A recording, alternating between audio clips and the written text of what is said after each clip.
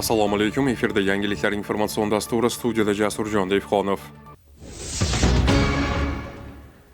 Raqobatni rivojlantirish va iste'molchilar huquqlarini himoya qilish qo'mitasi rahbariyati tomonidan Jizzax viloyatida tadbirkorlik subyektlari, mutasaddi tashkilotlar hamda keng jamoatchilik ishtirokida ochiq muloqot bo'lib o'tdi.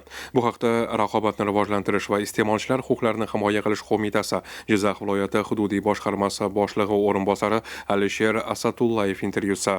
Ochiq muloqotda iste'molchilar huquqlarini himoya qilish, raqobat va reklama qonunchiligi yuzasidan o'ndan ortiq murojaat va takliflar bildirilib, ijrosi nazoratga olindi. Tadbir davomida hududiy boshqarma tomonidan 2025-yil hamda 2026-yilning o'tgan davrda amalga oshirilgan ishlar to'g'risida ma'lumotlar berildi. Raqobatni rivojlantirish va iste'molchilar huquqlarini himoya qilish qo'mitasi Jizzax viloyat hududiy boshqarmasiga jismoniy va yuridik shaxslardan 2025-yil yakunlari bo'yicha jami 2000 dan ortiq va 2026-yil birinchi chorak davomida 700 ga yaqin murojaatlar kelib tushgan.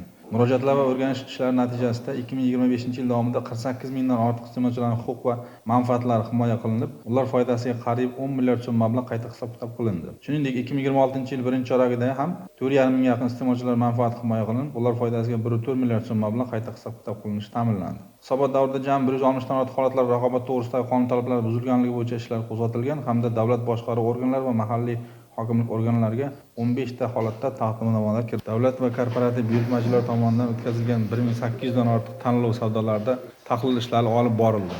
Va savdo jarayonlarida 1400 ga yaqin raqobatga zid harakatlar aniqlangan. Aniqlangan qonun buzish holatlaridan 1209 ta holat bo'yicha huquqni muhofaza qiluvchi organlarga ma'lumotlar taqdim etilgan.